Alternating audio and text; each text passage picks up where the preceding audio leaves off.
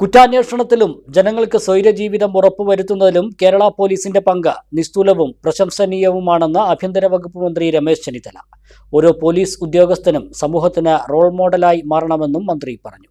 Palakkad Muttikulangara KAP 2ാം battalion parade ഗ്രൗണ്ടിൽ passing out പരേഡിന് അഭിവാദ്യം സ്വീകരിച്ച് സംസാരിക്കുകയായിരുന്നു മന്ത്രി.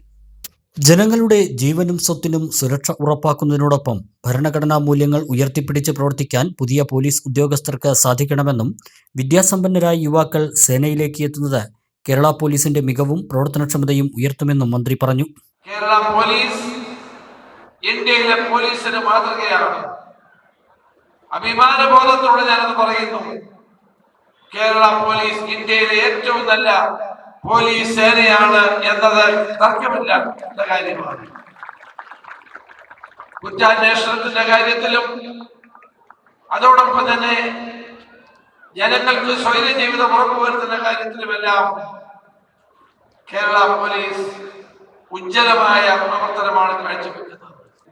ഓരോ പോലീസ് ഉദ്യോഗസ്ഥരും ഒരു റോൾ മോഡലായി മാറണം.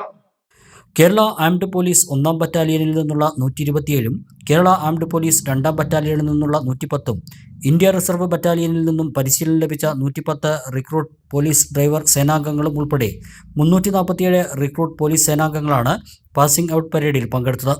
വിനീത് പി നയിച്ച പരേഡിന്റെ second in commander Hashim Aliyar ആയിരുന്നു. പരിശീലന കാലയളവിൽ മികച്ച പ്രകടനം കാഴ്ചവെച്ചവർക്ക് പുരസ്കാരങ്ങളും മന്ത്രി വിതരണം ചെയ്തു.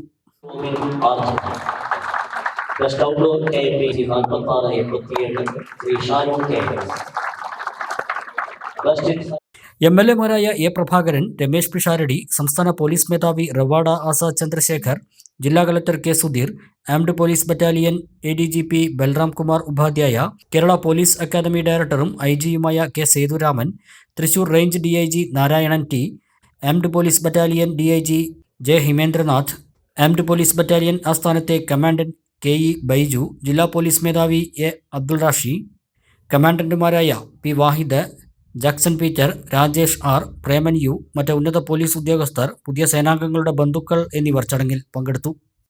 കാർഷിക മേഖലയ്ക്ക് പുത്തൻ ഉണർവേകാൻ അഗ്രികൾച്ചറൽ സെന്റർ അടയ്ക്കാവുത്തൂർ.